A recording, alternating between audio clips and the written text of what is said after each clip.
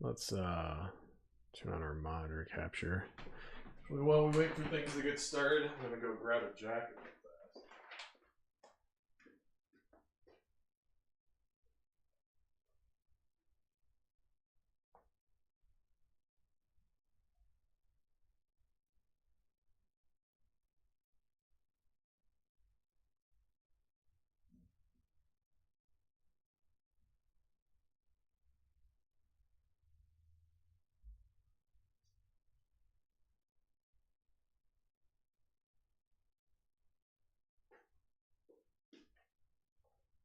This happens every Monday, chat.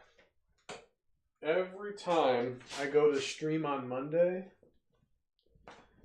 I hit the start streaming button and then remember I forget to take out my trash. So my trash comes like super early on Tuesday, but like they come really early in the morning. So like pretty much everybody on the road puts it out the night before. To be fair, it's probably what most people do. It was like that in my old house too. All right. Give me 1 second. Let's make sure that all the streams are up and rolling.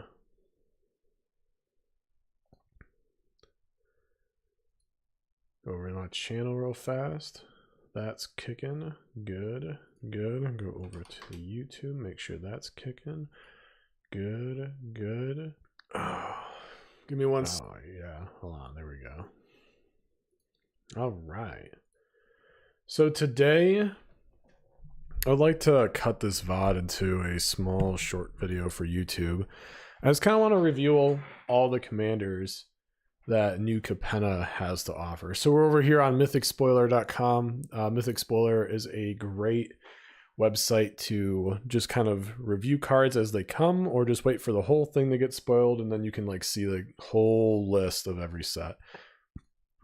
The website has like pretty much, I think it's every single set that has been released for Magic the Gathering, and it's really useful. So we're going to use it to check out the new Capennas. We're just going to go through all the legendary creatures that are available in the set. At the top is all of the cards from the set itself. And if we scroll all the way to the bottom, all the way down here, we'll see the cards that are from the Commander set. So we'll review the actual commanders as they come also. So we're just going to go through all the legendary creatures because those are the cards that you can use as commanders. We'll start off with the leads of all the different guilds, like guilds, mobs, families, crime families, whatever they refer to them as.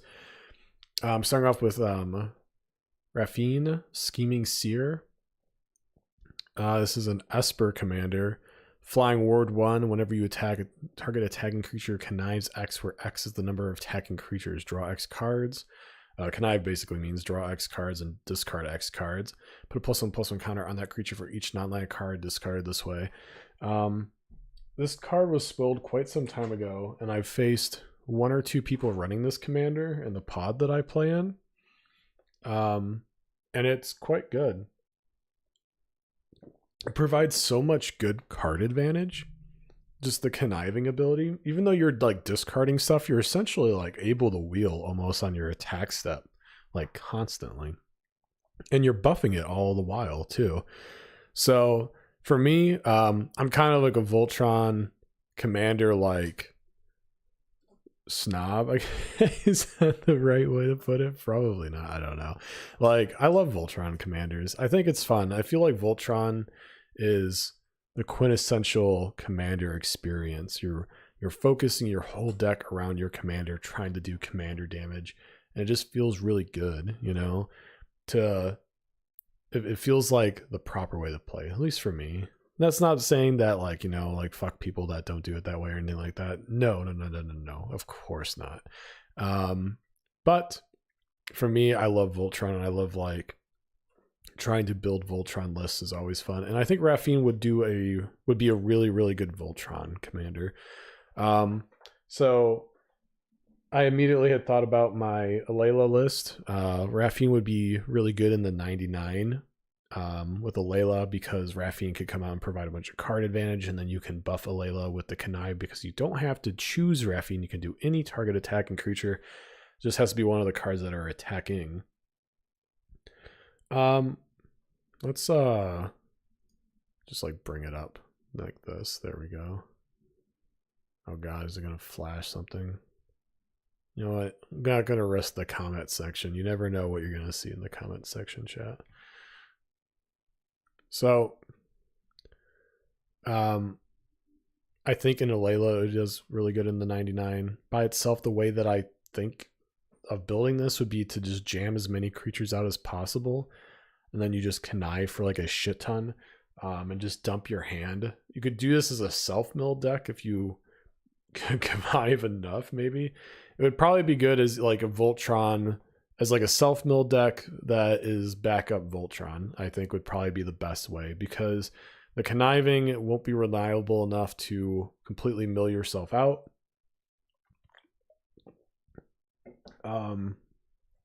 But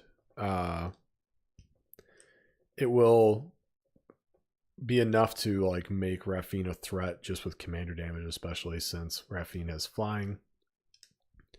And I think it would do like really good with that personally. I'm not really sure how you would do tokens in Esper. Alayla's Esper tokens, but Alayla has a way to develop their own board state. White has plenty of ways to make creatures. Black does too. I don't really know about blue. I don't honestly play blue that much. Or at least not like token wise. I'm sure there is plenty of ways to make tokens in blue. It's probably like artifacts or something like that, like Thopter Spy Network and those kind of things. There's probably lots of ways to do like that. So I think Raphine as sort of like another flying token deck that can then buff Raphine to do commander damage. And so you're like kind of getting best of both worlds there. Would be really good. All right, moving on to Lord Zander, the Collector. This guy's the boogeyman. I think people have been like, oh my god, he's horrible. I think the professor did a video on him about like get him banned instantly or something like that. So when he enters the battlefield, target opponent discards half the cards in their hand round down. It's really not a big deal. It just sucks. It sucks to be on the receiving end of that, but whatever. Whenever he attacks, you mill half their library rounded down. That's a little bit more of a big deal. That kind of sucks. That's pretty brutal. And then whenever it dies, target opponent sacrifices half the non-land permanents they control rounded down. That also sucks, but honestly, that's not really that big of a boogeyman deal either. Since it's non-land permanents, you're never really going to lose your mana base. It just sucks if like you have a pretty solid thing. Also, what it has to do is like Lord Zander out, sacrifice him to like something else, and then boom, it's over. Honestly, I don't think this commander is the boogeyman that everyone makes out to be. It was really scary when I first read it. I was like, oh shit. But you know what? It's honestly not that bad. I think this is going to be like kill on sight or counter on sight if you like run into somebody else. It sucks that if you're the one who takes care of the problem, you're probably going to be the one sacrificing the opponents. They're just going to spite play you, right? And just force you to kill half your shit. That sucks. But really, I think the scariest thing is the milling half their library on attack. That's a pretty powerful ability. Like having Fleet Swallower in the command zone just seems really spooky to me. You know? Like, that is pretty terrifying. So I don't know. I haven't faced against it yet. I don't think a lot of people will be playing it because it's just a commander that if once people realize what's in the command zone, you're just going to get bullied out of the game, I think. So I think it's going to self-police the commander community pretty easily. So moving on to Zayatora the Incinerator. I faced one Zayatora deck and it really didn't do that much. Some other guy in the game, I think I comboed off or something like that. We didn't really get to do it. See like how this commander works. At the beginning of your end step, you may sacrifice another creature. When you do, Zayatora the Incinerator deals damage equal to that creature's power to any target, and you create 3 treasure tokens. I mean, that seems really, really good. One play that I do remember the Zayatora player making was they had some creature that its power and toughness is like half the life total of the highest life total opponent or something like that. So this move the end step and just like it's basically just like fling on a creature, right? You can just fling giant stuff.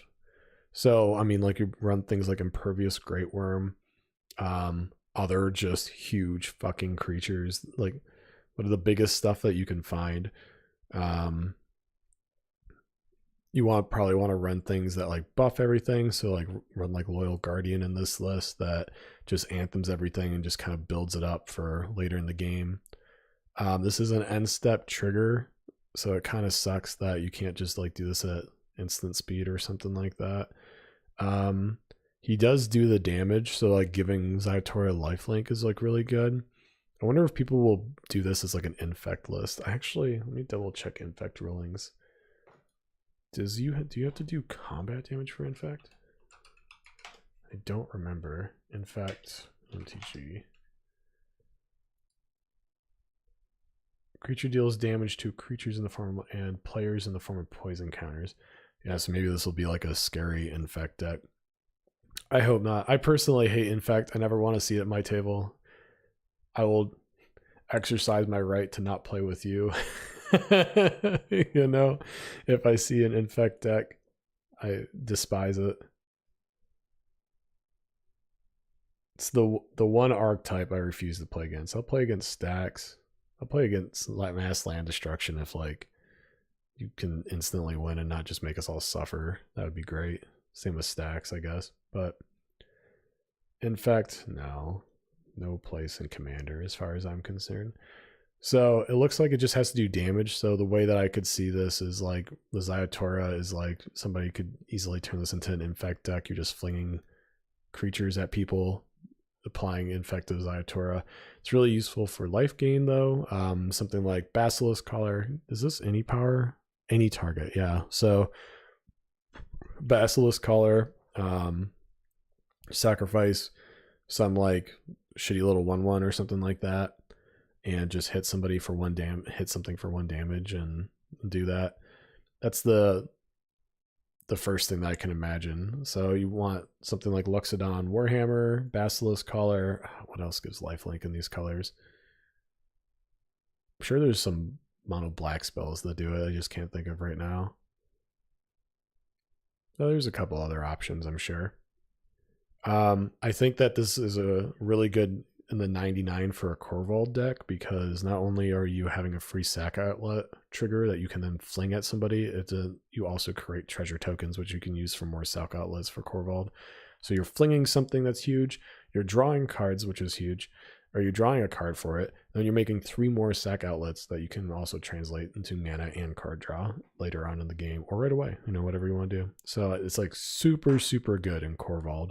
But as the commander, I'm sure not really sure what the win con would be. Probably just make big shit and then fling it at people. Jet Mirror. I did a video on this. This is my favorite of all the new ones. It's just really interesting. It's like just hard synergy for go wide decks. I built mine as like a combination. It's not like a true token spamming deck. It's kind of like just go wide enough to activate all 3 abilities and just look really dangerous. That's kind of how I built my deck for it. Since I already have like a super go wide using Rise as the commander, I didn't really want to like make a second one. Just felt kind of boring, I guess. So but Jetmir has like 3 tiers of abilities where they get a +1/+0 and like another ability keyword on each creature you control for every 3 creatures you have in the battlefield, including Jetmir. So first one you get Vigilance, second one at 6 creatures you get Trample, third one at 9 creatures you get Double Strike. And these all stack with each other. So at 9 creatures, all of your creatures have +3/+0 and Vigilance, Trample, and Double Strike, which is fucking spooky. It's actually terrifying. I think he's going to be a menace in Commander. It's probably one that I think out of all 3 of these is the one that is the scariest in terms of like potential, where it's like you won't get instantly bullied for playing him. You know, it's not like scary where like Lord Zander just like appears really scary. It's scary because like it doesn't, you don't really realize like just how powerful these three abilities are combined until like you see it on the battlefield. You're like, holy shit, look at all the things are here. So I did like a whole breakdown video talking about it. I'll link it in the description, or it's been recently uploaded and you can find it in my YouTube channel somewhere. So it's there. It's a good time. Then Falco, which is the last one, the bird demon. This is the Bant commander. His flying trample, whenever enters the battlefield with a shield counter on it, you may look at the top card of your library at any time, and you may cast spells from the top of your library by removing counter from a creature you control in addition to paying its other costs. I feel like this is, you know, just really good. This is Oracle-esque. There's a couple cards in Magic that let you kind of do this, right? You want to run like Sensei's Divining Top and commander decks like with this. And you can cast any spell from the top of your library. It's just like extending your hand. As for me, I don't really care about extending my hand to the top of the library. A lot of people rant and rave about how good that ability is, and it is really good. You know, but it's like one more card. I don't know. It doesn't feel worth it to run it as the commander for me. I think this ability that allows you to cast those spells, though, it would be really easy to do, especially in Bant. So again, Loyal Guardian. Loyal Guardian's good with so many of these commanders. All the card commanders that have green so far, Loyal Guardian's been good in. Loyal Guardian just will put, so what Loyal Guardian does has an ability called Lieutenant. So if Loyal Guardian and your commander, in this case Falco, is on the battlefield, Loyal Guardian will put a +1/+1 counter on every creature you control. And all you have to do is just remove one of those counters, because it doesn't have to be a shield counter. It can be any kind of counter. So it'd be pretty easy, I think, to kind of like spam out the different spells and stuff. You probably could go over to Ikoria and look at a bunch of ways to apply different ability counters and stuff like that. To combo with this, I believe there's plenty of things that give shield counters. We'll probably run into a few more as we go on. If we go like more into like the set, which we're not going to go, I'm not going to review the whole set, just the commanders today. But there's lots of ways to get counters. The Conniving is a really good one. For example, like Ledge Shredder here, right? Or Ledger Shredder is a really good example. So it shouldn't be super difficult to do. Has to be a creature though. So like you couldn't remove charge counters on other things like Lux Cannon or Planeswalkers. So it kind of shuts down that, which is a little unfortunate. I think Falco would probably be best as just like a creature, like modified creatures, sort of like tribal. Go and look at the last set a little bit and kind of find ways to like modify things with counters. I believe modified works with that. I'm not too familiar with the last set. All right, let's move on. Tolas, I believe, is how you pronounce the clever conductor's name. It connives when it enters the battlefield, similar as the one above it. Again, it's an Esper commander. So whenever you discard one or more cards, exile them from your graveyard. Okay. When it dies, put the cards exiled with it into its owner's hand. So it's just like another way to store things, I guess. I'd be interested,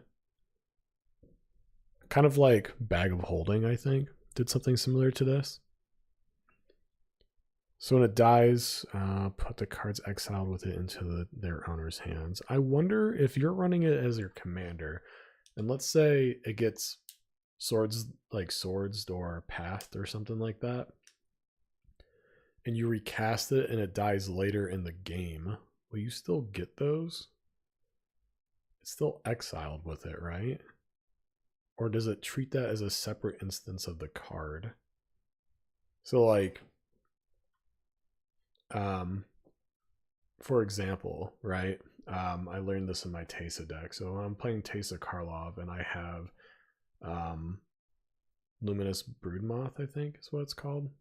And like any creature that dies on the battlefield, that trigger actually happens twice, but I can't get the creature back twice.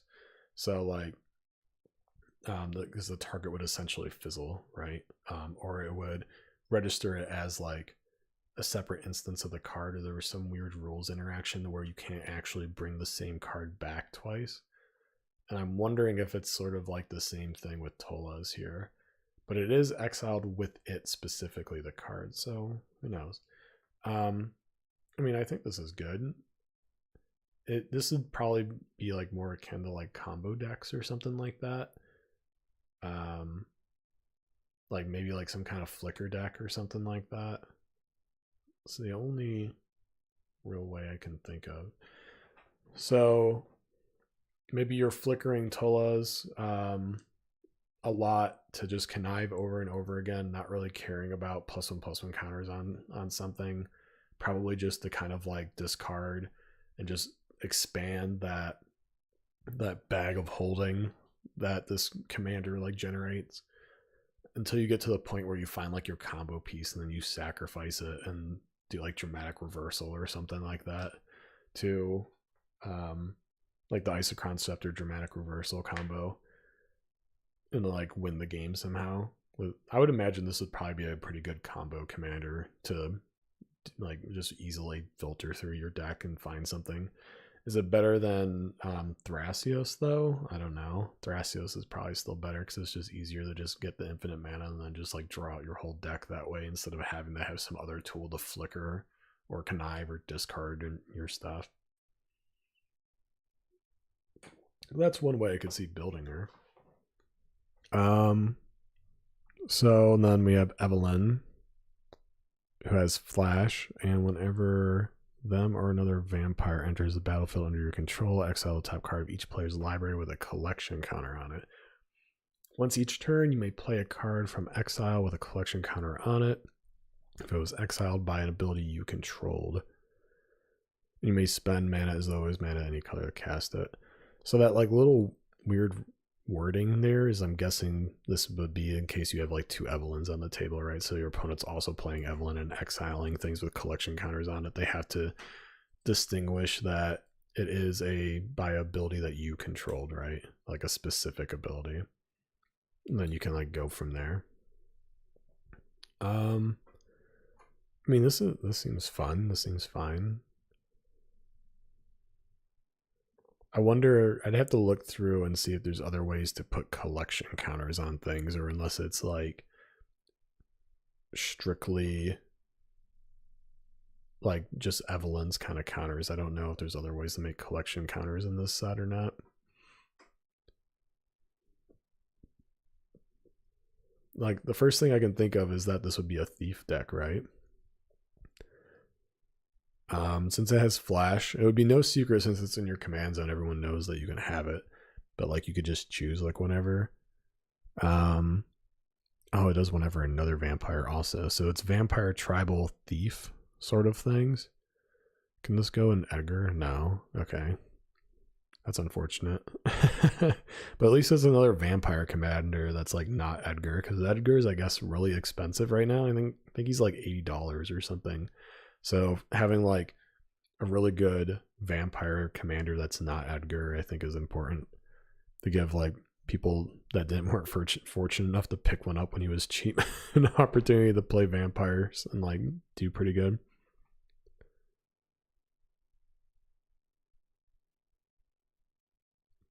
And Flash is also really good. So like somebody like Vamp Tutors for something like that, or for like something in general, and you could just Flash before the draw snapping whatever it was, though. That'd be so BM. That'd be funny though. So yeah, I think it would actually be a really fun commander. You can just like nab a bunch of stuff. Yeah, seems like fun to me. Agnes, the Dragon's Lash. Whenever a creature you control with haste attacks, create a tap treasure token. I feel like this would be a fine commander. You just have anger, right? Gives everything haste. Boom. You're in the right colors for, what is it called? I was just using that Rhythm of the Wild, yeah. And there's a bunch of like Gruul commanders, like a bunch of Gruul cards that just give everything haste. So like it would not be hard to give things haste. You can also just run some equipment that gives things haste too. So it just ramps really, really hard. Haste tribal, you just want to swing wide. I would probably run things like War's Toll and stuff like that, because it's one thing to get the treasures when they attack if it has haste. I mean, this is what's cool is like this is repeatable. It doesn't care if it's like the first time that it attacked either. It just like swings, you know. So like every time you swing with Agnes, you're getting a treasure because it has the haste ability. Even doesn't give a shit whether or not it just came in that turn or not. What was I saying before? Oh yeah, I'm not really sure like what the win con would be in this. I would run War's Toll to make sure that people's like creatures are tapped down or like force them to attack in some way. I'd probably run this maybe in Thantis. I don't know. I don't really like have haste stuff. You could run bump the mic. You could run things like Concordant Crossroads, I believe, gives everything haste. I think there's a mono red card that does it too. Like world enchantment type things. Actually, I'm not sure if Concordant Crossroads gives everything haste or if it's worded differently. It might not work because it has to have the keyword haste in order for this to trigger. I think this would be a fun commander. It'd just be fun to build around. And then you like win with some random treasure win con. So like have like Revel in Riches, which is probably gonna I imagine Revel in Riches is gonna jump in price after this stuff. There's so many treasures, it's insane. So you could have alternate win cons like that. Strixhaven Stadium would probably go good in here if you just want to swing with a bunch of creatures all the time and you're just trying to make treasures. Bootlegger's Stash, and I know is in this set, so you can just make even more treasures, and then you win with either Revel in Riches or which Hellkite is it? Hellkite Tyrant, maybe something like that. The one that's like on upkeep. If you have 20 more treasures or something like that, you win. I think those would both be good alternate win cons and would be fun. Maybe that's what I'll build next. That would be a good time, I think. So let's move on to the next one. Ginny Faye, Jetmir's second. If you create one or more tokens, you may instead create that many 2/2 green cat creature tokens with haste, or that many 3/1 green dog creature tokens with vigilance. I'm not sure what you would do with this. I guess this is a tribal deck. I think this goes in the 99 with what's the cat dog commander? Ren and Seri, I think, is what they're called. Let me double check real fast. I have a deck built with them. Where are they? Where are they? Where are they? Where are they? Where are they? Wait, how come I can't find them? There they are. Okay. Yeah, Rin and Seri, inseparable. I think this would be a good 99 with that. Because you can just force whichever one you want, right? So if you are creating, like you cast this card, or this card's on the battlefield, it's in the right colors for it, and you just want to have the cats or the dogs to like play into Rin or Siri's like one of their abilities, then you can just create whatever you need. Just whatever thing, you know, it works out, I think. As the commander, I guess it would be a tribal thing. You choose if you want to do cat or dog tribal, and then you can just create a bunch of tokens and just jam that out, and then you use something like Vanquisher's Banner. Is it Vanquisher's Banner? No, Coat of Arms. Like Coat of Arms or something like that. Any of like the anthems where it's like for each creature it gets buffed, for each other creature of the same type, you know, something like that. And just kind of like double down. So it's an interesting commander that's not a part of either of the tribes that it can make. What it does let you do though is like upgrade. So like this is a May trigger. Yeah, this is a May trigger. So like you could do like the Court of Grace, right? Which is a white enchantment. So if like you're not Monarch for some reason, then you can, instead of creating that, you could like a 1/1 flyer, you could create a 2/2 cat with haste, or like the dog with the vigilance, right? So it would just be kind of like upgrading what tokens you have, and you could just like jam out like this would work a lot with like the mono red tokens, because a lot of them just make like goblins, and so instead of making goblins you make like 2/2s or the 3/1s, and you just like strict upgrade and be like way better.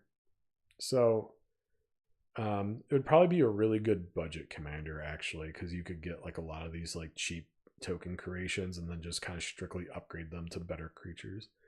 That would probably be the best way that I would see building like this commander. So Ringo, Streetwise Mentor, enters the battlefield with a shield counter on it. Whenever you attack a player or a planeswalker with one or more creatures with power 1 or less, draw a card. Whenever you attack a player or planeswalker with one or more creatures with power 1 or less, draw a card. So it's just a card advantage.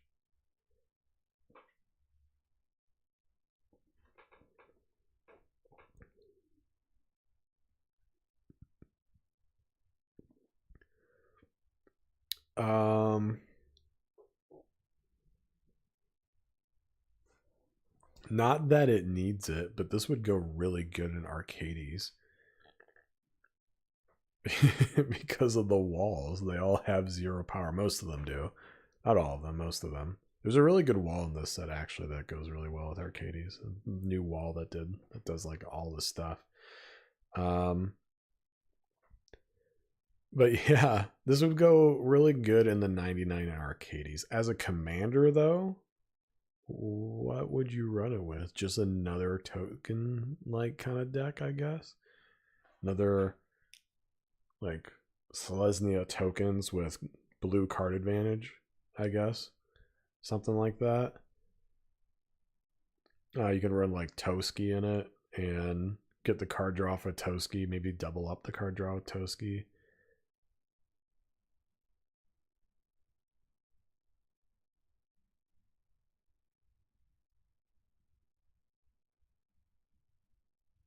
Is this trigger per player? Hold on. Sometimes these are worded weird.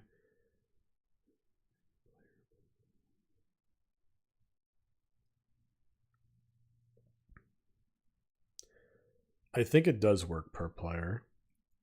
So going off that assumption, then at most you're just drawing like 3 cards every combat.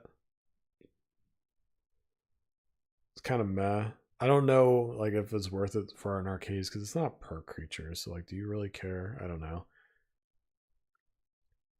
Probably just be like just a fun commander to build around that has, for if you want to just like build like super small like decks, you know, like super small tokens or something like that. I think Ginny would still be more fun because it's just like a strict upgrade. They kind of have like a similar style. This one just has more card advantage, and this one just has like upgrade advantage, I guess. So I don't know. I think like of these first 2 tiers anyway, like that. Anyway, like that. What the fuck am I saying? Of these first 2 tiers, or these first 2 rows, I think Jetmir, Raphine, Evelyn, Agnes, and Ginny are the 5 most interesting. Probably as terms of like power, I would say Jetmir, Evelyn, and Raphine.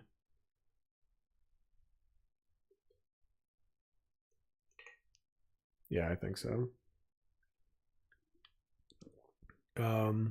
Agnes, I think, will be really fun to build around though. So I might do that next. Just to have all the mana. Alright, let's go find another legendary creature. Where are they at? What does the avatar do? Enters the battlefield, destroy up to 3 other target non-land permanents. For each of those permanents, its controller creates a 3/3 white angel token with flying, which doesn't have flying itself. So it's just like Trastodon or something like that. I forgot the name of the card that does something similar. Oh, here we go. More legendary creatures. Uncommon ones. All right, starting over here. Quasar, I believe. So whenever you draw a card, target opponent loses 1 life and you gain 1 life. This seems really good. Like, this is an auto include for Raphine, right? You get to draw like just a ton and drain your opponents. You could just wheel, you know, Jace's Archivist, just like wheel all the time and just start draining people. It is target opponent, so it's not super effective to like kill everybody like right all the way down, but like it's like a fair Nekuzar, right? Because one, it only cares about you drawing a card. And 2, it's it's only a 1 life instead of 2. I think Nekuzar's 2. So would you, as a commander, would this be good? I'm not exactly sure. Let's see. You have like, assuming like once you get your commander out, you have what, like 90-ish, like 85 cards left or something like that to like do damage. You're probably just wheeling over and over again to just try and like blast as much as you can. You would need to have alternate win cons though, because like life gain decks would be the bane of your existence if that's how you were trying to kill somebody. All they have to do is like gain like 10 life and they're almost out of range. You have to like wheel so many times to get them. So what would be your alternate win cons? Maybe things like you could do like the Sanguine Bond combo, or just anything like that. Like whenever, like Wound Reflection, I think would probably work with this, and you're just kind of like just trying to double down on this drain as much as you possibly can. I believe Mind Crank has to be damaged. I don't think it would work in this deck, but that's the way that I see it, is that you're just wheeling and just draining people. Would it be fun and interesting though? I guess maybe if that's the kind of player you are. For me, I feel like it would be fun for like a couple games, and then it kind of get old if you're just doing the same old thing over and over again without really any variation in the deck. So I'm not sure on that. All right, moving on to Cormella, Glamour Thief. Has haste. Has 1 tap, add all 3 colors. Spend this mana only to cast instants and or sorcery spells. When it dies, return up to 1 target instant or sorcery card from your graveyard to your hand. So it has haste, and then it can mostly pay for itself in terms of doing something else. Now, what would be the reason to run this card?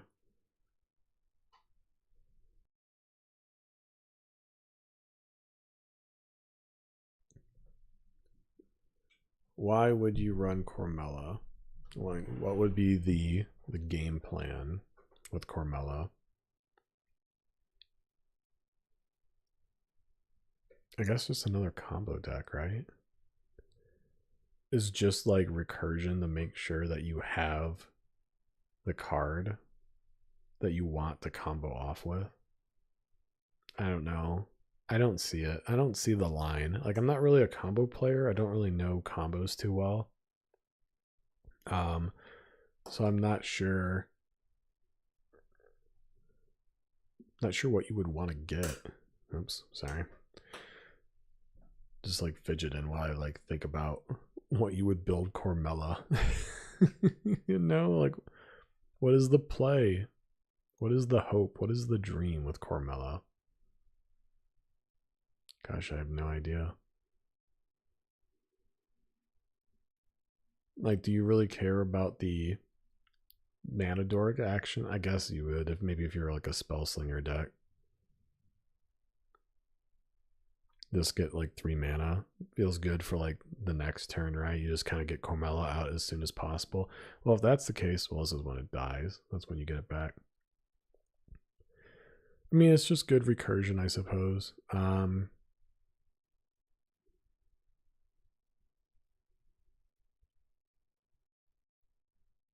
So you could infinite combo with, well, that wouldn't be a good idea though. So if you had like Carmella, Phyrexian Altar, I think that's the one that makes mana of any color, and Reanimate, then you could infinite combo until you kill yourself with Reanimate. And if you have a way to freeze your life total,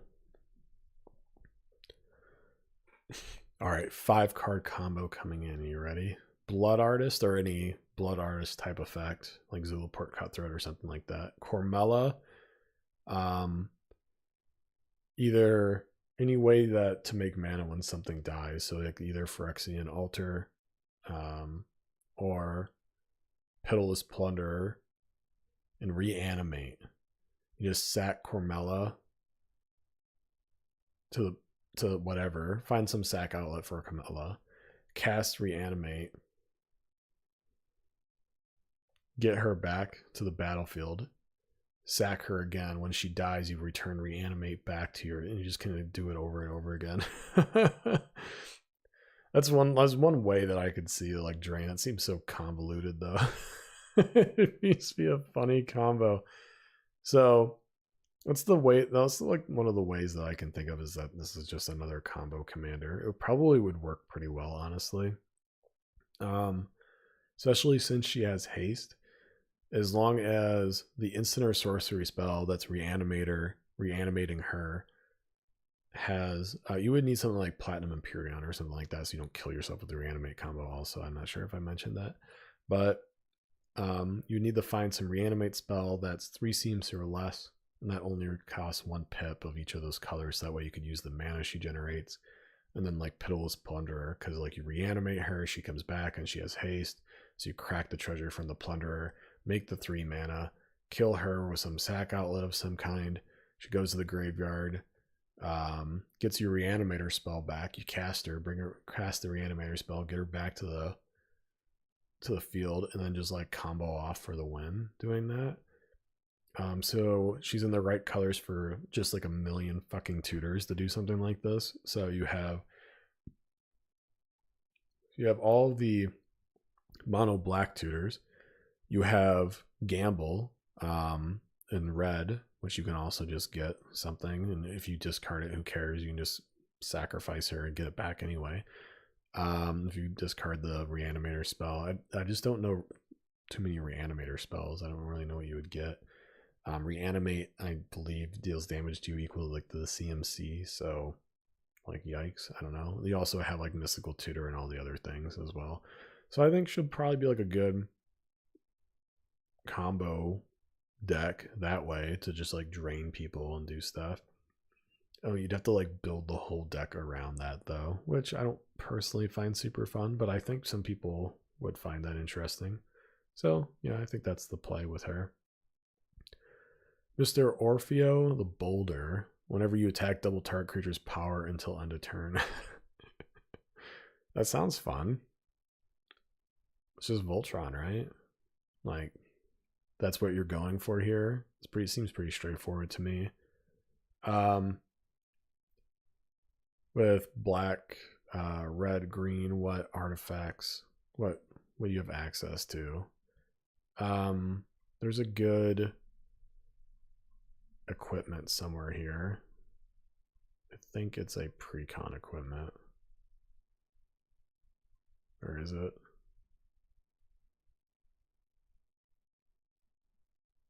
Yeah, this thing. This gives trample whenever it deals damage, create that many green-white citizen creature tokens. The Scepter is Celebration. That would go really well on him. Let's go see if we can find him again. Where were you guys? Oh no. Oh no, we lost them. There they are. So yeah, it's just Voltron, right? You have Lizard Blades. You just want to give him trample, which there's a million ways to do that in green. There's the whatever red archetype that gives trample and takes trample away. There's the graveyard green card that if you have a forest, then you can just give trample. You have Nylea that can give trample. You have like the 1,000 equipment in red or green that can give trample. You can do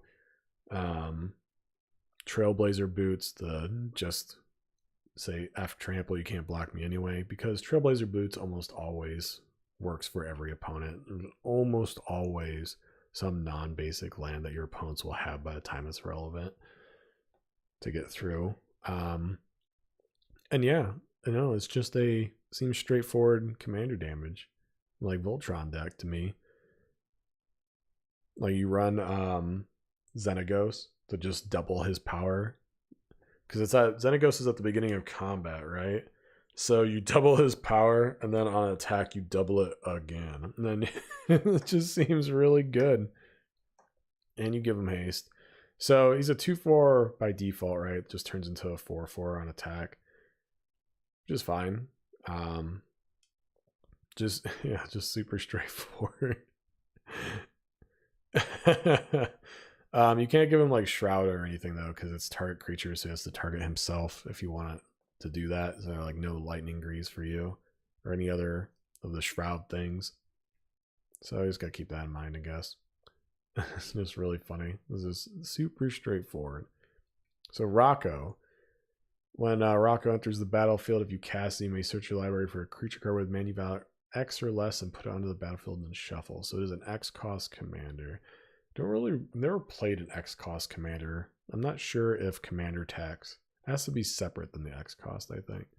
So this is just a finisher, honestly. What would be the play with Rocco? He's basically just something to fetch Craterhoof Behemoth, I think.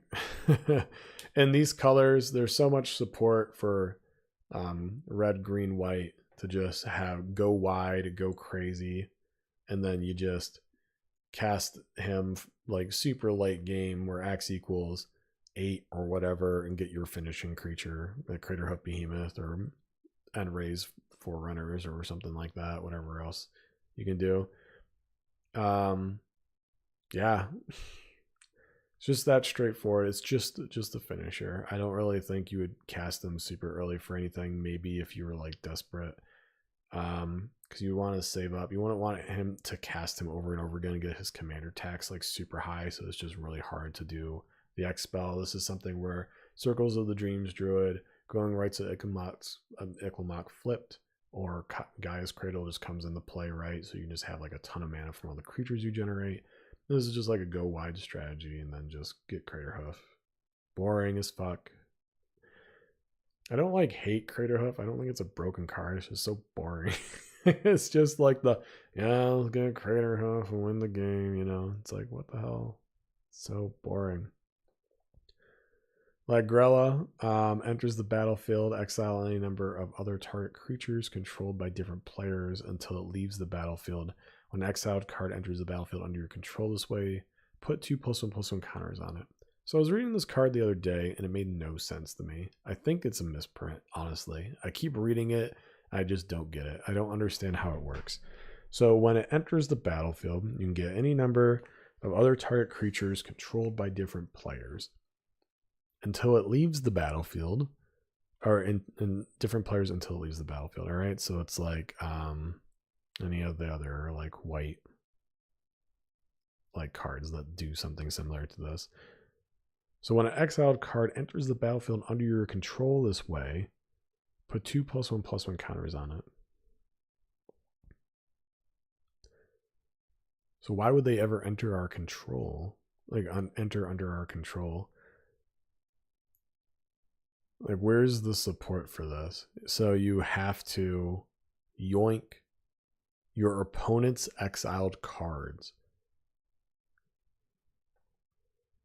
Exiled under the battlefield under your control this way. That doesn't make any sense either. It says this way, but nothing enters the battlefield this way.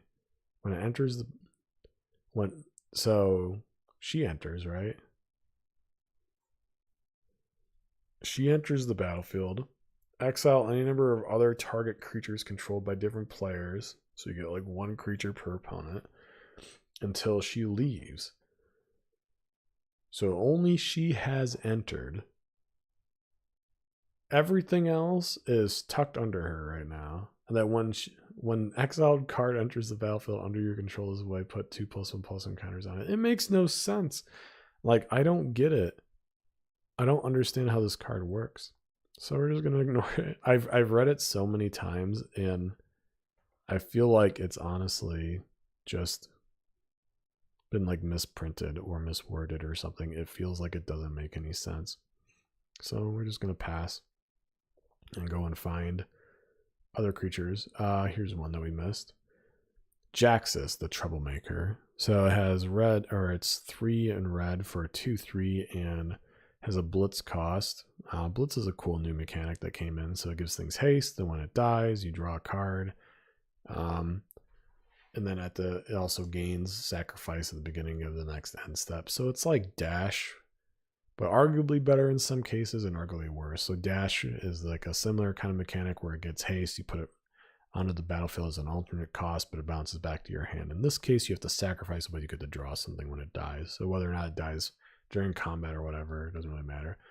So it also gets a red tap, discard a card, create a token that's a copy of another target creature you control. It gains haste, and when this creature dies, draw a card. Sacrifice it at the beginning of the next end step. Activate only as a sorcery. I mean, I feel like this would be good. I don't really play mono red, so I don't really know what you would want to get with this from mono red. Maybe you get like that card that lets you dodge the legend rule and then like make a Tallies or something like that and just get more value, or more gold span dragons, or like what else. But like I don't know like why you would run this over like Kiki Jiki, for example. I mean, this does give you like card advantage. So like even if you do copy something else that has the legend, that's legendary, and you have to sacrifice it to the legend rule, you're still just going to draw a card. So like tapping for red and discarding something to draw a card is just like rummaging. A really convoluted way to rummage, which isn't bad as a commander. For 3 in a red though, it's a little expensive to do this ability, which is probably incentivizes you to do the blitz cost. So then for three mana and discarding a card, you get to make a token copy of something, and you can swing with that token copy, and then both this card and whatever you copy will die, and you draw 2 cards later on in the game.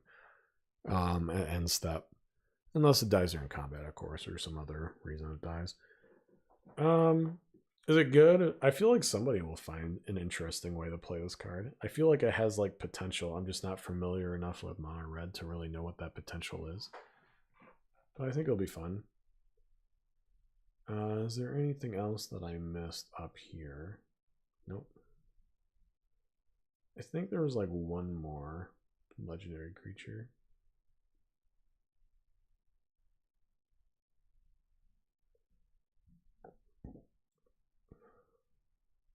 Nope, I guess that was it. Oh, we have Umbrask.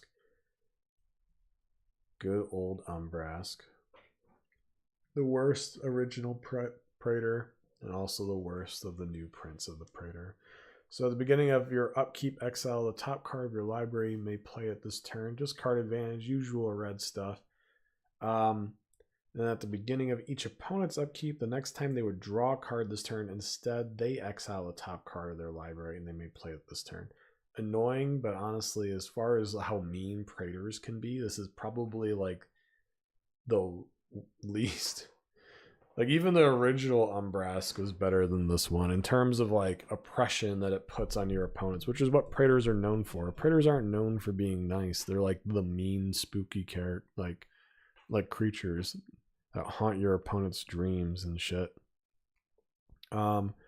As for like what you would do with this, I think Umbrask, I think this would actually be a really good 99 for like Prosper. Because like on your upkeep, you're just automatically exiling something and you just play it that turn. Seems really good. You can do it at the beginning of turn. You know, you don't have to worry about it until next turn or whatever.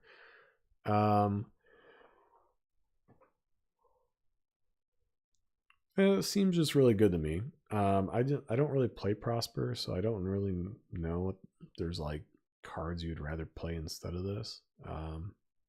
Not super familiar with the deck list and that, but it seems like it would fit in well. As a commander, though, like you just get to access the one extra card. You know, I feel like the other red commander that we just saw would be better than Umbresk. Personally, I don't really. And it's just annoying with your opponents, and it's not even like that particularly good. I think it would just piss off your opponents. Like, what the fuck? Are you serious? Why are you exiling my stuff? They'd probably just like kill you just to get you off the field. They probably think you're just super annoying. All right, here we go. Some more things. Gaiada, I think, is how you pronounce this creature's name. Flying Vigilance Angel. Each other angel you control enters the battlefield with an additional +1/+1 counter for each angel you already control. Add 1 white. Spend this mana only to cast an angel spell. I feel like this is actually really good. For a mono white angel commander, does this replace Avacyn? Yes, I think so.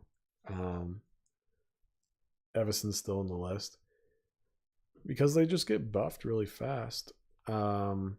This is definitely an easy auto include, I think, for any angel list. It's just a mana dork that helps you cast your angels faster. As for like angel tribal, I've never played mono white angels. I don't know how many there are. I feel like there's a lot.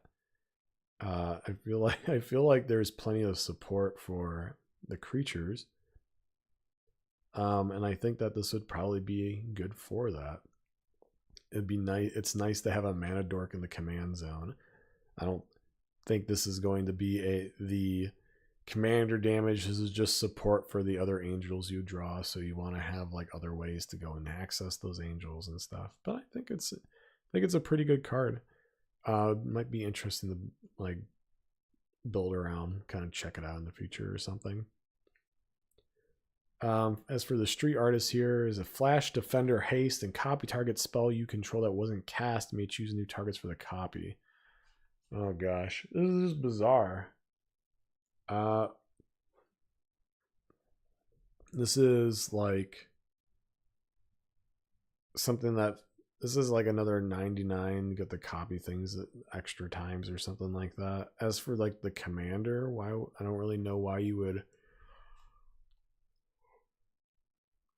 Fuck. I don't really know why you would run it. Like what's the advantage? You'd have to have plenty of ways to copy things, which I think lots of the copying effects are more in red than blue actually. Like Fork or Dual Caster Mage or any of the other like Veyron or something. Like Veyron doesn't copy spells. They just trigger multiple times and stuff. I think that like Errant would be like in the list of like Veyron, right? Because you can just copy it and then trigger everything a million more times. But as for like the commander, I don't really know like how you would set that up. Because like you don't like you have to copy a spell you control that wasn't cast. So that speaks to me like copying spells, right? Like you just copy it an additional time. There's other ways to do it, right? May choose new targets for the copy. So like cheating out spells or something like that. And then you can copy it. Just seems like so convoluted. Seems so convoluted. Like so many extra steps to make it relevant. Maybe there's some mono blue players that'll see this and they'll like scream at me like, "What in the world are you talking about? It's so good." And they're like, "Oh, okay." I just don't cheat out spells enough. Maybe I don't know where like what niche this fills. It's so specific. I don't know. I'd be interested to see like a deck list and see how effective it is. Is there anything else that's legendary? I'm so glad they have different frames now. It makes checking this out so easy. Probably won't be any common.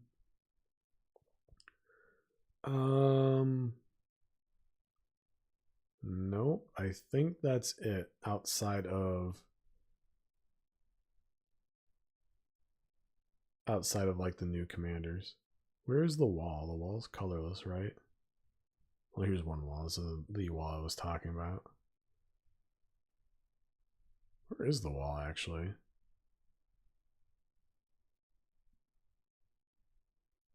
Is it in the commander precons? Yeah, I don't see it. All right. Let's move on to the actual commander stuff. All right, so these are the precon commanders. And we'll talk about them a little bit. So Kamiz says whenever you attack, target attacking creature can't be blocked this turn. It connives, then choose another attacking creature with lesser power. That creature gains double strike at the end of turn. So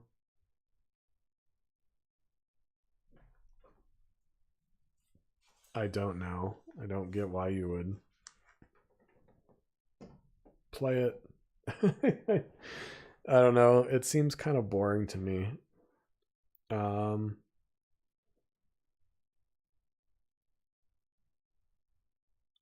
So it just can't be blocked. I don't know. It honestly just feels like another Voltron thing, man. It's a support card to Zayatora, I think, because you can just like point at Zayatora and be like, "Oh, you can't block this," and you've already connived like a million times. It just feels weird that something else then gets double strike. It's like, why? You have to choose something else with lesser power. So it already is expecting like more than one creature onto the battlefield, which fits into the kind of the Zayatora thing that we talked about, where like you kind of want to go like super wide with it. It just seems like, I don't know, why would you care too much? Maybe this is like part of like an unblockable deck or something like that. Like maybe you have like a bunch of like damage triggers. Maybe you're doing ninjutsu and you're not doing the Uriko for some reason. But this is a target attacking creature. Ninjutsu, no, that won't work because like they have to be unblocked.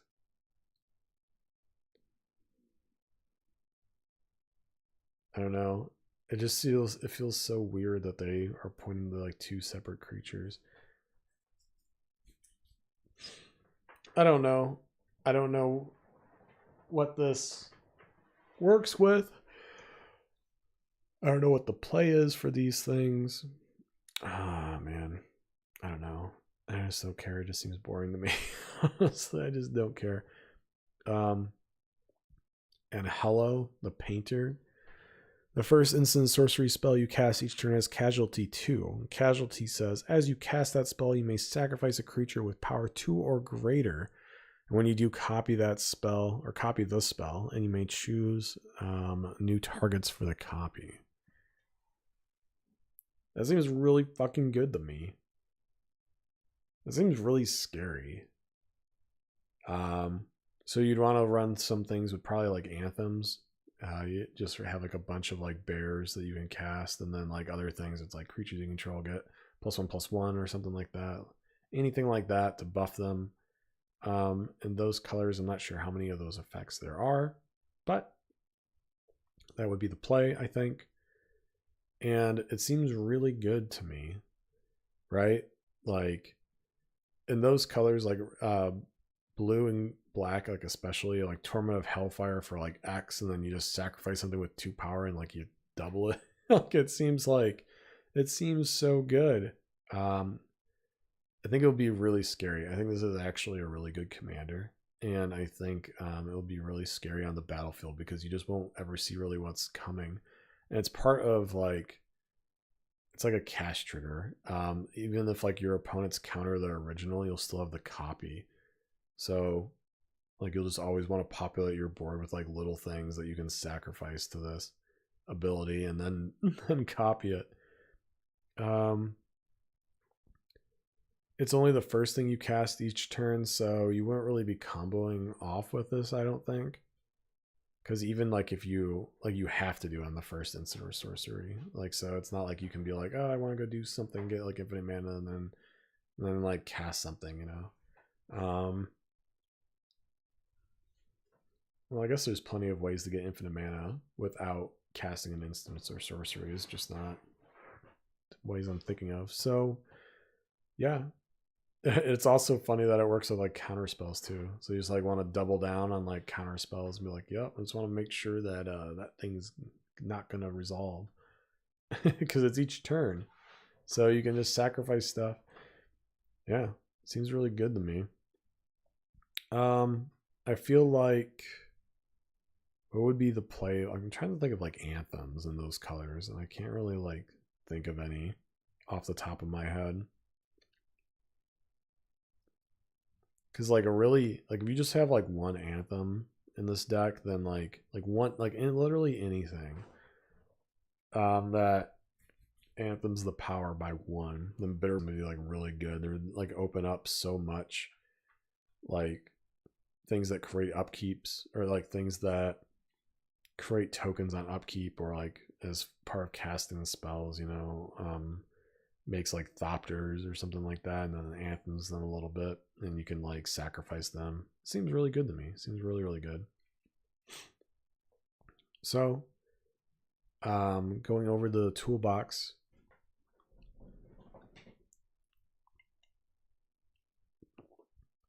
Each creature spell you cast with mana value 4 or greater has Blitz, which is the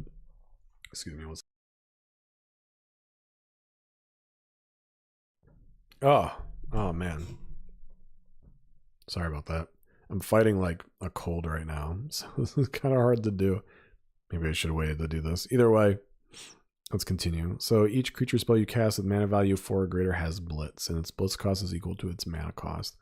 Blitz is the ability we were talking about where it gains haste and then you sacrifice it on the step, and if it dies at any point of the turn, you draw a card. So the Blitz cost you pay is 1 less for each time you've cast your permanent from the command zone this game.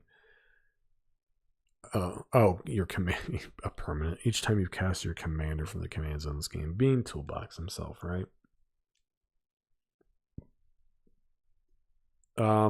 This seems really good to me. So like you're obviously gonna have like a pretty aggressive ramp package, I think, with this deck. You really like most of your cards are kind of your mana curve is gonna be pushed out a little bit. Normally your mana curve kind of like tops over at like 3 CMC or 2 CMC, depending on how aggressive your deck is. And you kind of want to have a lot of creatures that are 4 CMC or greater to even utilize this Blitz cost, right? This is a great way to get something like Anger in the graveyard.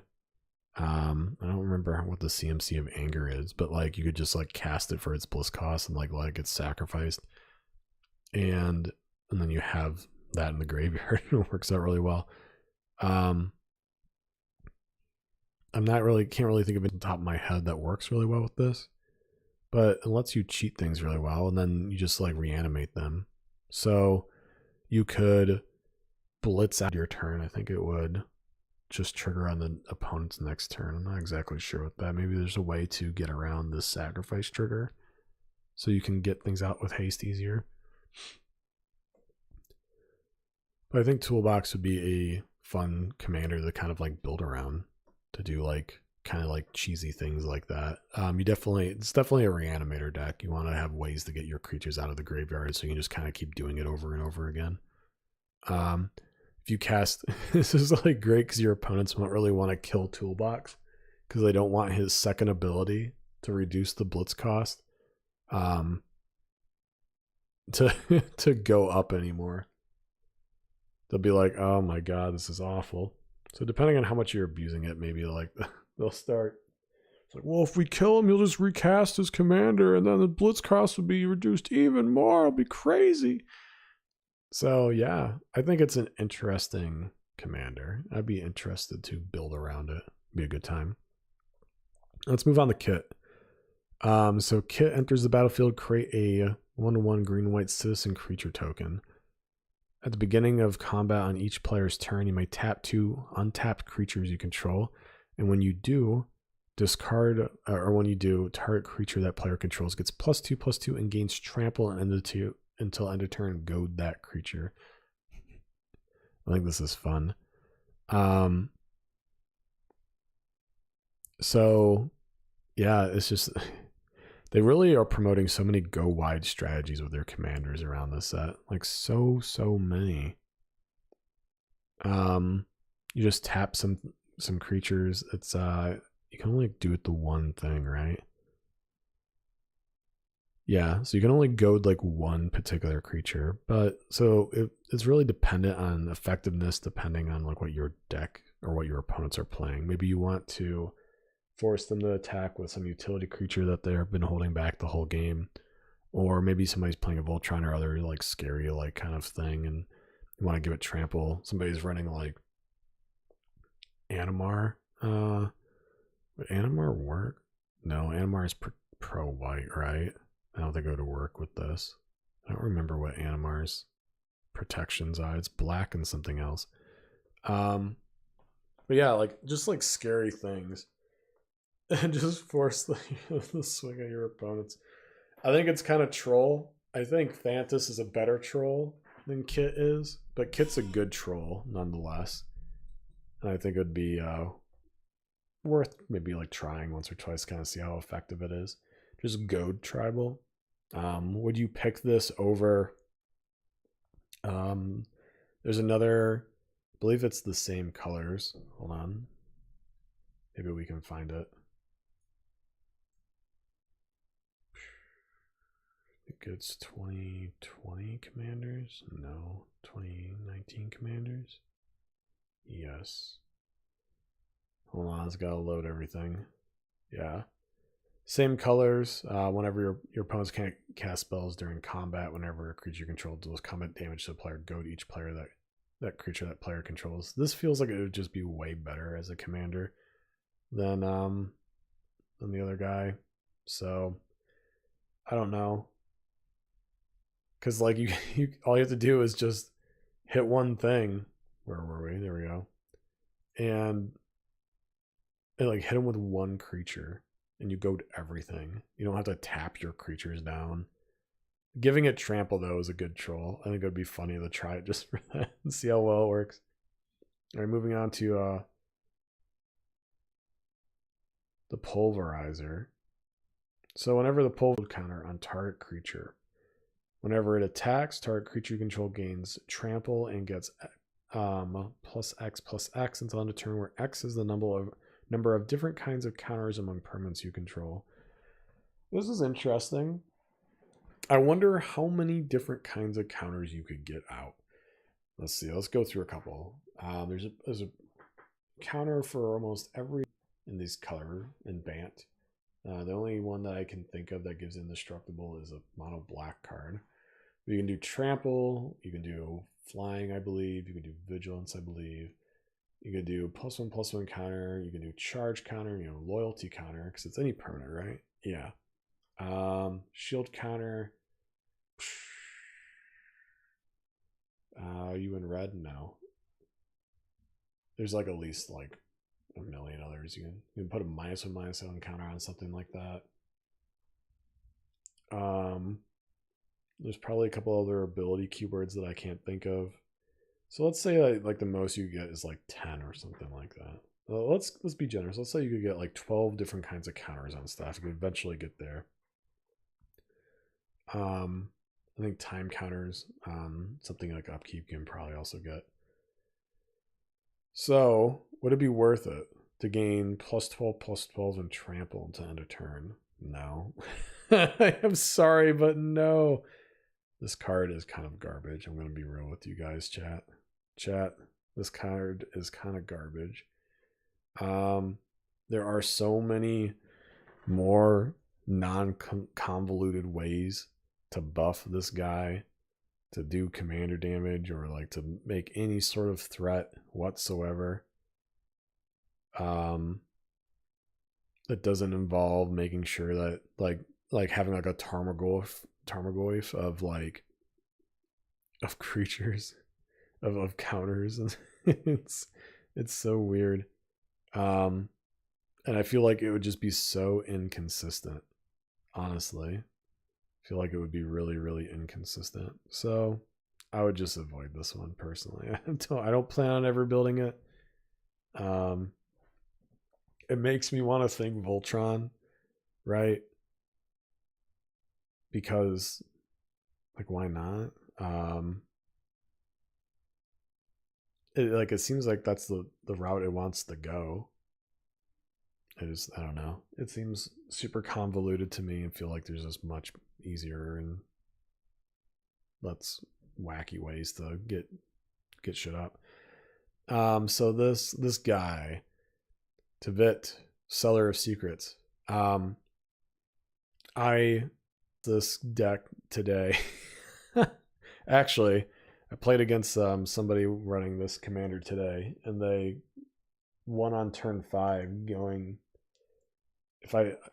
infinite and making infinite treasures on turn 4.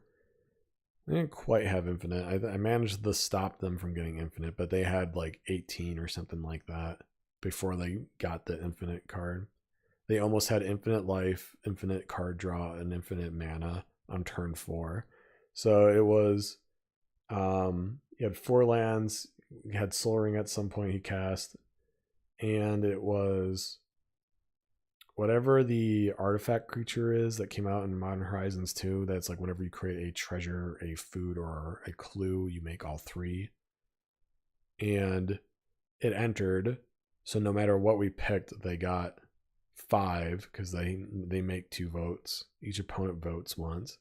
So no matter what happens when they entered, they got 5 of each thing. No matter what anyone voted for. And then they had like some flicker effect.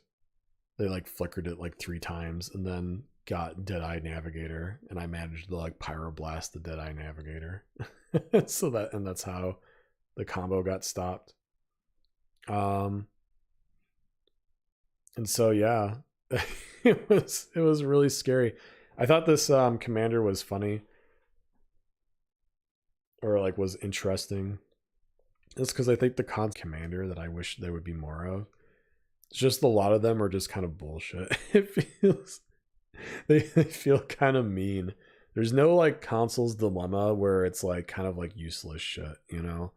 Like Tavit's version of it seems like it would be kind of useless, but also not really useless. But because like there's ways to like win with it. I think the way that he ended up winning with it was he Mastered of Ingenuity like on a clue token, and he had already made like 16 by that point, so he just won on upkeep. So there's lots of like good ways to win with the Consul's Dilemma. I just wish I would see more of it in Commander, because I think it's a cool interaction to like where it gets all the players talking with each other and like who should vote for what and like why. And it just like makes everything really engaging. So I like this commander for that aspect. And I think it's cool. Even though he comboed 1 on turn 5, 1 on his 5th turn's upkeep. I think it was still cool. It was still cool to watch. You just flicker it a million times and Deadeye Navigator it. He had ways to like kill us alternatively by like forcing people's votes. Like you can choose how to vote a certain way, and if like people didn't vote the way that you voted, then they lose 2 life, and like funny things like that. So yeah, I think this commander is really cool, just in terms of kind of the interesting game loop that it presents for the table. And I hope to see more of it. I hope that they don't all win on turn 5 though. Parnessi, the Subtle Brush. Whenever you or a permanent you control becomes a target of a spell or ability an opponent controls, counter that spell or ability unless that player pays 4 life. Whenever you copy a spell, up to 1 target opponent may also copy that spell. They may choose new targets for the copy. I'm gonna be honest with you. In Commander, like in Limited, it makes sense, right? Like Ward and this ability, this first ability on this commander, which is basically ward pay for life, like a little bit more nuanced than that. I hate those abilities. They almost, somebody will just show, like, hold up like enough mana to do it. It's just more of like an inconvenient. As I went to, in response to Deadeye Navigator, I went to go blow up to Vit. And I forgot about the ward cost, and they're like, you can't do that because it's got ward. I was like, okay, well, I'll counter the, I think I ended up just blowing up the Deadeye instead. Or waited for him to flicker it the first time, because I think we had ruled it where like the Deadeye was like already there and I couldn't counter it or something. I don't remember why I didn't just counter it instead. But either way, I forgot about the ward thing. And so in that example, you are not allowed to just target it. And it's like, oh, I forgot. It's like, okay, well, you can't even do that. Like the spell can't resolve.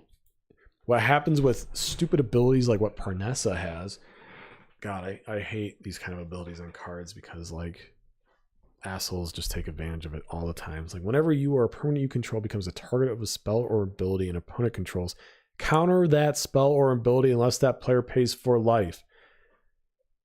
Everyone, like most players, are just like, oh shit, I forgot about that ability. And then you're like, whoa, hold on, you cast the spell.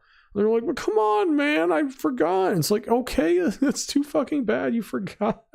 And then you just feel like a fucking asshole for making them resolve their spell and being like, no, sorry, like you forgot. It got countered unless you want to pay for life on top. It's like, well, I don't want to pay the 4 life, or whatever. Or it's like, oh, I can't pay the 4 life because you have wound reflection, or something like that. Speaking of wound reflection, would be good in this if you are going to force them to pay the life, right? In the pod that I play with, there are lots and lots and lots of players that just would just be like, oh, sorry, I'm taking it back. I forgot. It's like, no, motherfucker, please. I'm countering your shit. Sorry. You'd have to be the asshole that's like, sorry, I'm countering it. No, you've already committed at this point. Your spell is on the stack. Pay it or lose it, Otherwise, it's a good ability. You just have to kind of be the asshole that just forces people to pay that 4 life, because people will honestly, players will just take advantage of it.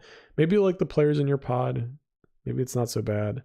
The players that I play with, they're 100%. I could just see that. Like, I will never play this commander just for that, because I know they'll just take it back and it will never be relevant ever. So whatever. But whenever you copy a spell, which is much more interesting, up to 1 target opponent may also copy that spell, and they may choose new targets for the copy. That also feels kind of shitty. Because it's not a, so it's up to 1.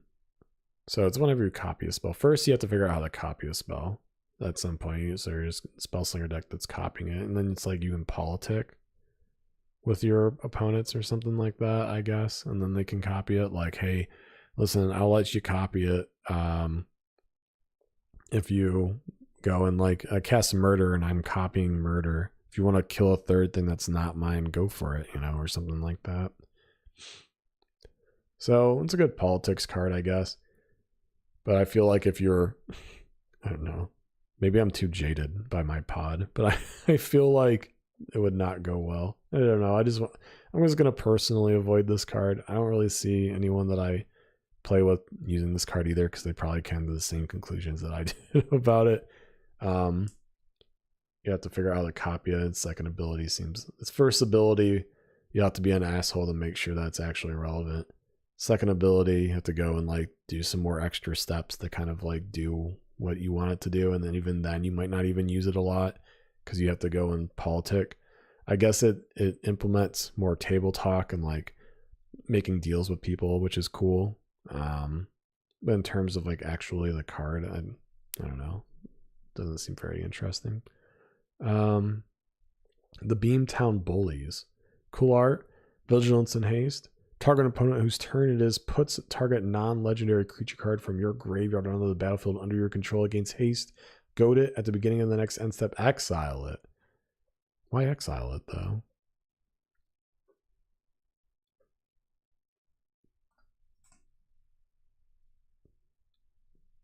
Like why? So this is like a self-mill deck, I think. And you want to give them some shenanigans. I don't know. Like the first thing that came to my mind when reading this card is there's a mono black card where it's like when it enters the battlefield, if you didn't cast it, that player like loses the game. Something like that. That's the first thing I think of is just cast Entomb with this guy out. Entomb, I believe, is an instant speed card. It's like, all right, I want this player to lose the game. Cast Entomb, take this card from my library, put it into my graveyard, tap Beamtown Bullies, give it to them, they lose the game. Like, it's so troll. I wonder what would happen, though. I think it would just go back to graveyard, actually. It goes back to, like, wherever it previously was, right? And I think when they lose the game, I don't know if it would go to exile or not. It's just really funny. That was the first thing I can think of is doing that card. Other things that you could do is put out like big dumb shit like Impervious Great Worm or something like that, or other like trample things like no, not Giant Adaphage, just like any sort of trolley type cards. I think it's honestly the name Beamtown Bullies I think is like really relevant. Like it's just pure straight trolling. Like anything that like ETBs, like one, oh, Leveler. Oh my god, Leveler. Oh, that'd be so good. Yo, this is gonna be so mean. Put like Leveler and whatever that mono black card. Yeah, you're just gonna entomb or put a bunch of stuff into your bin that just have like a horrible ETB effects and give them to your opponents. Oh my god, it's gonna be so mean. Dude, I have to look into this. I'm really curious. Like what else there would be. So the Beamtown Bullies I think has potential of being a super fucking troll deck. It'd be really, really funny, man. So yeah, there's that. So Fabine, boss is, I hope I'm pronouncing that right. Boss is confident. Creature tokens you control have haste. Parlay at the beginning of combat on your turn. Each player reveals the top card of their library. For each land card revealed this way, you create a 1/1 green-white citizen creature token. Then creatures you control, excuse me, sorry. Like I said, I'm not feeling very good today. Let me just start that over. Creature tokens you control have haste. Parlay at the beginning of combat on your turn. Each player reveals the top card of their library. For each land card revealed this way, you create a 1/1 green-white citizen creature token. Then creatures you control get +1/+1 until end of turn for each non-land card revealed this way. Then each player draws a card. I mean, that feels solid. It's just another go wide token deck, token kind of like commander. I would honestly use this as like my token tribal red, green, white commander before Jetmir. Because Jetmir, like I said, I built Jetmir as like getting enough token generation to activate all of his abilities and then just kind of go ham from there and not like go super, super wide. But I think Fabine is like going super, super wide, and parlay is just fun. Everyone kind of likes seeing parlay. Your shit gets bigger, you get more tokens. I think Jetmir goes in the 99 for this commander for sure. It'd be even better. Gives everything like haste, so it just seems good to me. No one has any idea like how big everything will be So it's nice. I think it's a good solid commander that if you just want to build like the tokens, I think it's budget friendly, where you can just make a ton of stuff, right? Just make a ton of like creature spells, like any of the goblin spells that just makes 1/1s, and like run like Cathar's Crusade and Loyal Guardian in the deck to just buff them even more whenever things enter. Just be really good, I think. Crow's Defense Contractor. At the beginning of your upkeep, put a shield counter on target creature an opponent controls. Whenever one or more counters on a creature you don't control, whenever you put one or more counters on a creature you don't control, tap that creature and goad it against trample until your next turn. I honestly think this is really good, just for proliferate. So this is good colors for proliferating. You have, there's the 2 flyers. Oh gosh, what are their names? Most of them are in, you can open up another mythic tab on my other monitor real fast. Most of them are in War of the Spark. The ones that I'm thinking of anyway. There's Thrumming Bird, I think. It's a mono blue card. Whenever it does combat damage, it proliferates stuff, which is really good. There is a mono white version of that, which is what I'm looking for now. I believe is in War of the Spark. Where is it? Grateful Aberration. Yeah, does the same thing, except it can also hit planeswalkers and proliferate. So it's like whenever it's getting a counter, you just goad everything. So this is just like a really efficient way to just goad shit, and just kind of force players to attack, which honestly I think is always fun.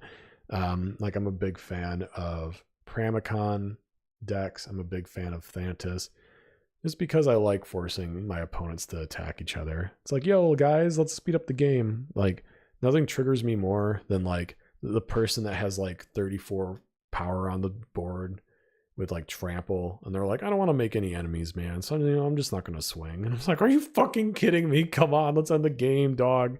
Please. Like nothing triggers me more.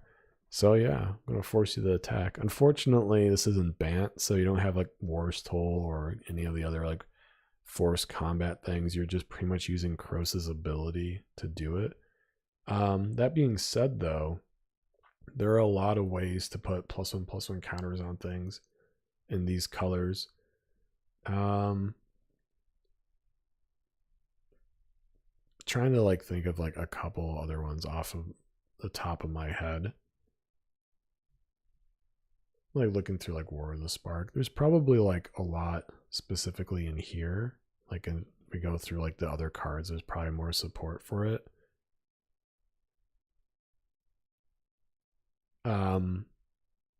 You could run him in the 99 in like a Kenrith deck and just put +1/+1 counters on things and just goad everyone's shit that way. That'd be really funny, actually. Though Kenrith, you normally just get infinite mana and win some other way, right?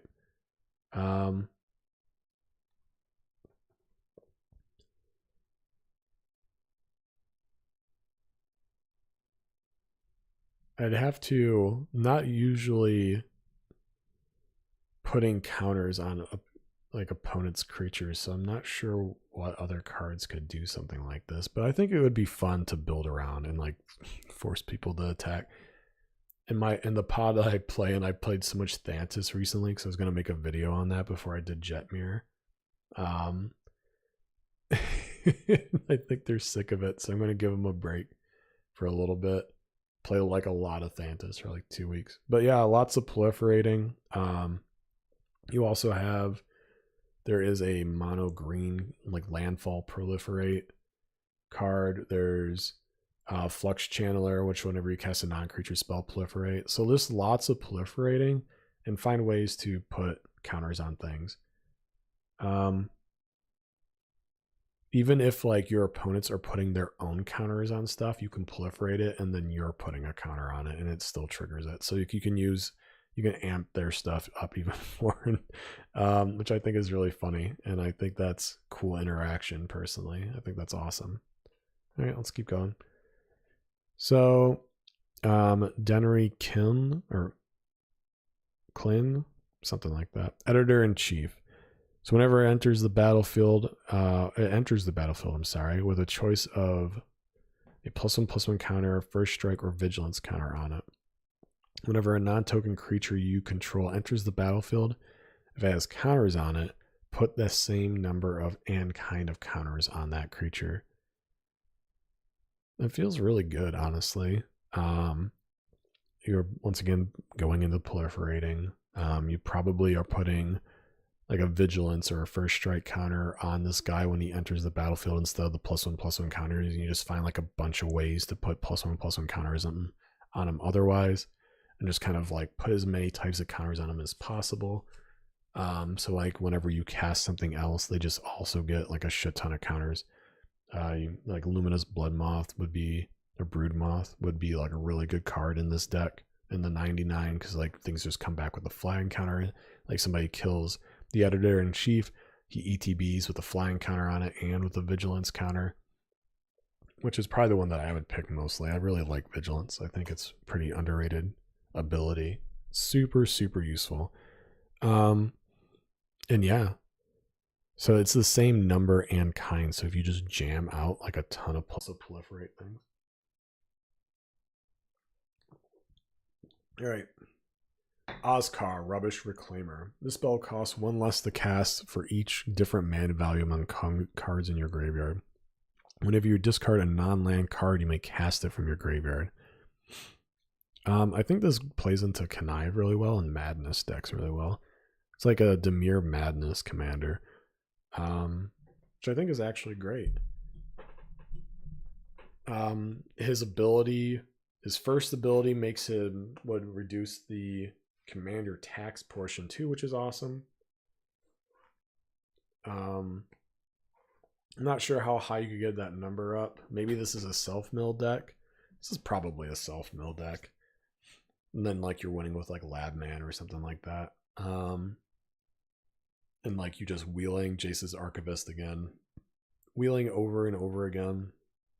And you can just kind of like discard things that way. Like you cast like Windfall, discard your hand, and you can just cast it like whatever you want while you like screw your opponents over.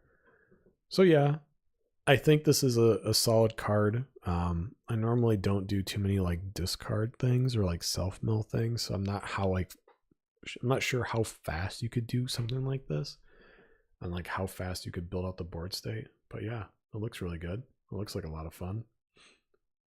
Let's move over to the Seerix. So this is the Phoenix Commander everyone's talking about. It is a 3/3 Phoenix with flying and haste. At the beginning of each end step, if a creature card left your graveyard this turn, target Phoenix you control deals damage equal to its power to any target. Whenever a Phoenix you control dies, you may cast it from your graveyard. I looked through support for the Phoenixes, and honestly, I feel like Phoenixes aren't super duper good. I think if I was to build this deck, I would build it as like a Reanimator deck, and just like it's basically it's kind of like a Zulaport Cutthroat like in the command zone is kind of how I look at this card. So if you have Pitiless Plunderer out and Gravecrawler, and you have a Sack Outlet and some other zombie, right? Then you just keep reanimating Gravecrawler over and over again, and just keep getting Strix triggers until you just blast somebody to death. like honestly, it's just another Aristocrat combo commander, but in Rakdos, I think. And just find some way to get a Sack Outlet. You're not really doing like any Phoenix tribal stuff. It's nice to have some extra Phoenixes in there, maybe to get him out of the graveyard. But like, why? You have probably plenty of ways to reanimate things because you're trying to get him out anyway. It doesn't really seem like it wants to be a Phoenix I guess it wants to be a Phoenix commander, but there's so many ways to like abuse this outside of like the Phoenix tribal. Like I can think of, is Phoenix related is the first ability, and then he happens to be a Phoenix thing. So like you could put a bunch of swords on it, like you put like commander's plate on it or something like that, and any other like buff, and just amp up that damage that you're doing, and you just aristocrats combo out for the win. And so I probably won't build him just because I do that with Teysa Karlov. That's what my go-to plan is with Teysa Karlov. So maybe I'll build it with and actually do Phoenix Tribal, but I honestly feel like that's not really the play. It doesn't seem like it would be as good. All right, moving on to Jolene. The Plunder Queen. So whenever a player attacks one or more of your opponents, that attacking player creates a treasure token. If you would create one or more treasure tokens, instead create those tokens plus an additional treasure token. Hell yes. Bootlegger's Stash, come at me. Doubling up. Sacrifice 5 treasures, put 5 +1/+1 counters on Jolene. Yep. Seems good to me. I mean, it just seems like a solid commander to have on the field. It encourages your opponents to just attack each other like crazy. It works for you. It's like a curse. It's like Curse of Opulence on a creature that works for everybody. It's unfortunate that you don't get any value other than like dissuading them to attack you because they get value swinging at somebody else. So it feels like group thuggish, but huggish kind of. You're gonna ramp them a little bit. It's cool that you get doubles. It's cool that there's another outlet to get those treasures. Obviously, Hellkite Tyrant is an amazing card in this deck, I think, because it's just you can just steal all the treasures.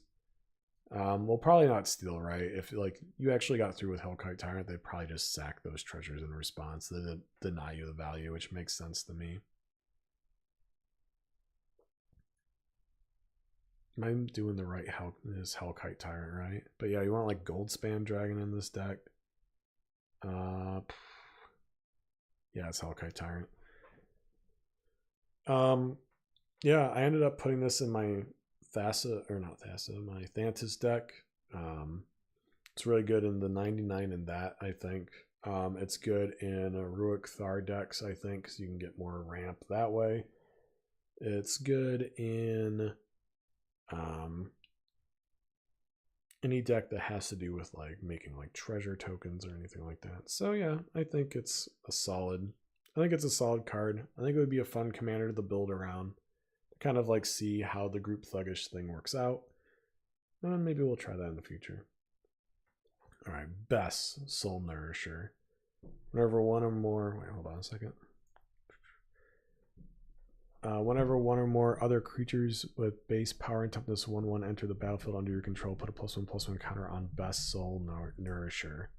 Whenever it attacks, each other creature you control with a base power and toughness 1/1 gets XX until end of turn, where X is the number of 1/1 counters on Bess. Woo!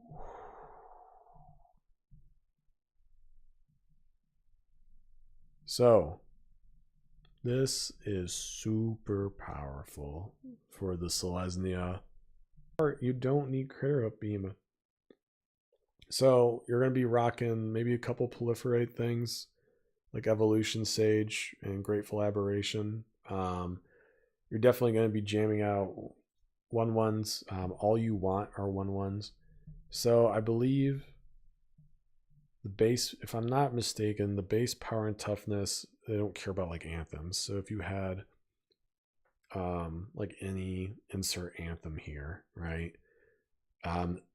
As long as they're entering and like they're still 1/1 by default, I believe it still triggers even if their power and toughness would be higher without +1/+1 counters. I'm pretty sure.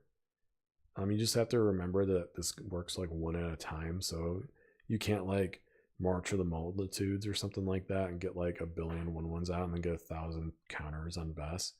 It doesn't work that way. You want to do like one at a time. So it's going to be kind of a slowish process.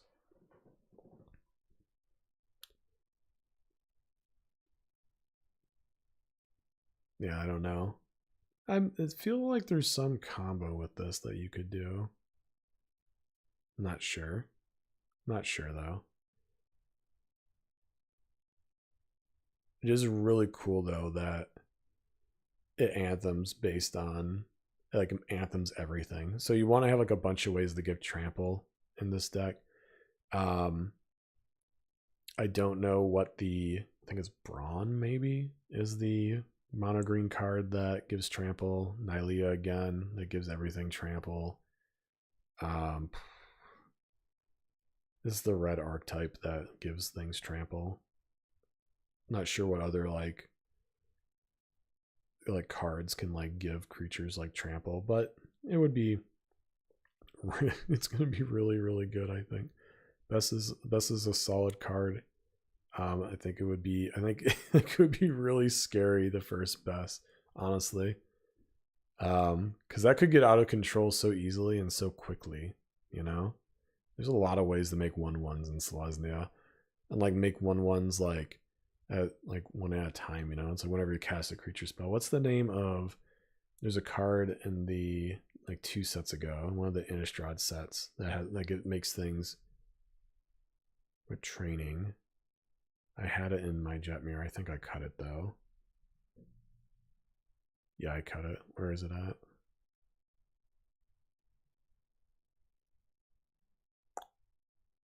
Where is it? No, I didn't cut it. I just never drawn it. I've played Jetmir so much recently. I still haven't drawn it.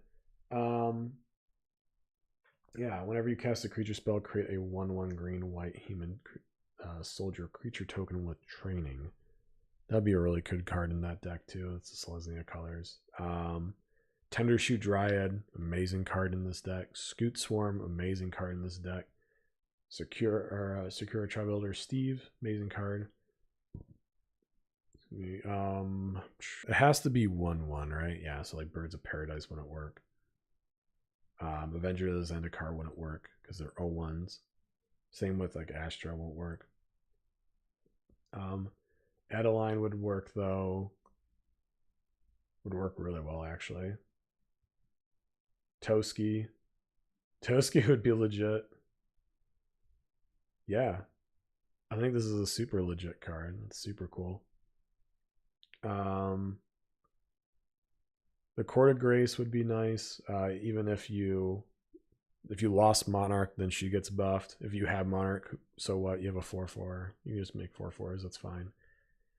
Yeah, just a bunch of ways to make 1/1s, any of them. So I think she's be a super good commander and actually be really fun. It's unfortunate that I'm assuming she probably comes in the Bant list. It's unfortunate that the Bant commander sucks. I think Toolbox will be really, really fun. I think Kroos will be really, really fun. Bess will be really, really fun. And Dennery, I think, will be really fun. And Jolene. So Benny Brax, Zoologist. He has Convoke, which is cool. At the beginning of each end step, if you created a token this turn, draw a card. I think mono white.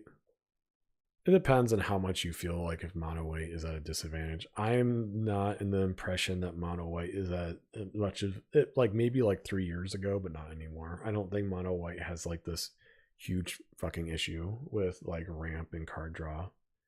Like compared to the other colors, yeah, no, it's not as good, but I don't think it's like suffering like people like make it out to be. Like I played mono white a couple times and the first game really, really sucked. The next 2 games I played though worked out really well. Like popped off really easily.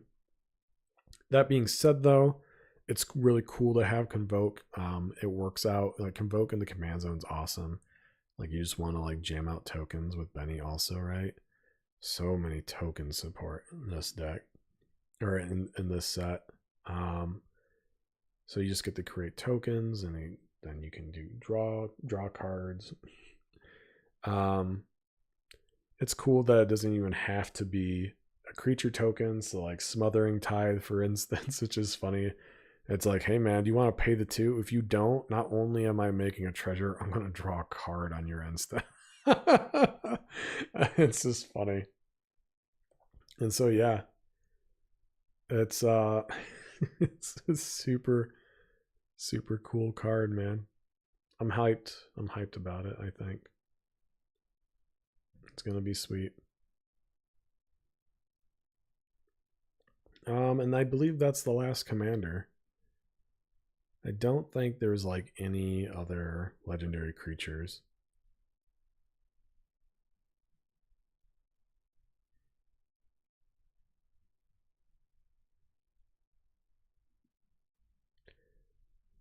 Oh, wait, here's one. There's one more. Vazi. Keen Negotiator. Has haste. Target opponent creates X treasure tokens where X is the number of treasure tokens you created this turn. Bootlegger stash coming in hot again. Whenever opponent casts a spell or activates an ability, if mana from a treasure was spent to cast or activate it, put a +1/+1 counter on target creature, then draw a card.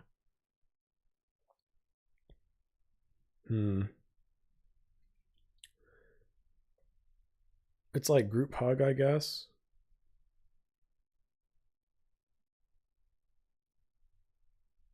I mean, it's whatever. I don't really know why you would run it as like a commander though. You would probably run this. Would you run this on Corvold? Corvold doesn't care if opponents sacrifice things, right? I think it is just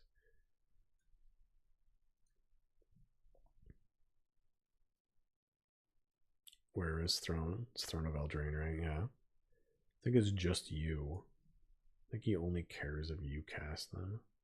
Or if you sacrifice things. Whenever you sacrifice a permanent, yeah. So yeah.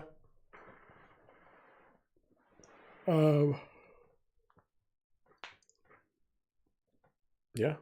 Cool beans. I don't know what the synergy would be. Again, just more Hellkite Tyrant. Hellkite Tyrants is going to keep going up in price. It's just another good Hellkite Tyrant deck, man. Oh my gosh. And so yeah. Oh, here's the wall.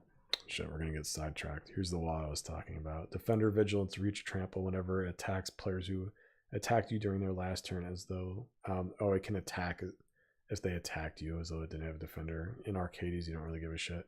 Whenever it attacks, it gets +3/+3 and gains indestructible in the end of turn. It's just so funny, man. It's such a bomb wall. So good, actually. It's just really, really funny.